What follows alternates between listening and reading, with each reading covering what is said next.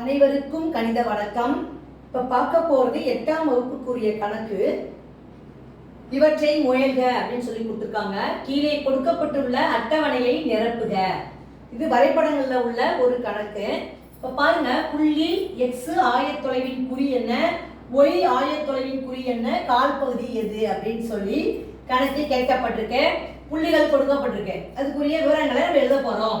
முதல்ல பாருங்க, -7,2. அப்ப x ஆயத்தொலைவின் குறி என்ன வரும்? குறையன்.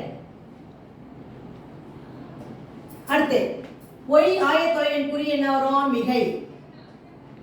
அது குறை, இது மிகை.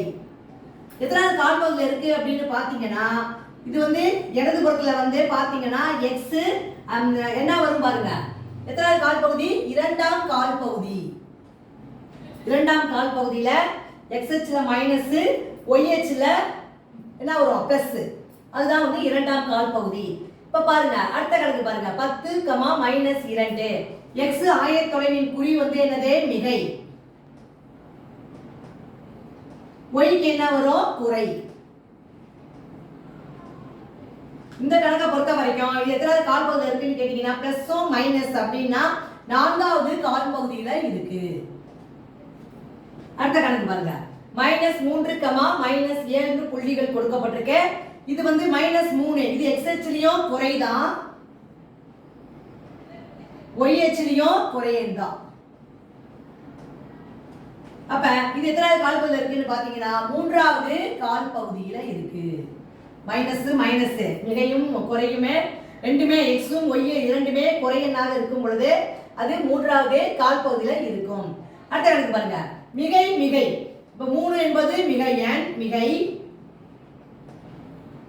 இது y அச்சின் ஆயத்தொலைவினுடைய குறி என்னது? குறை. இதுவும் மிகைதான்.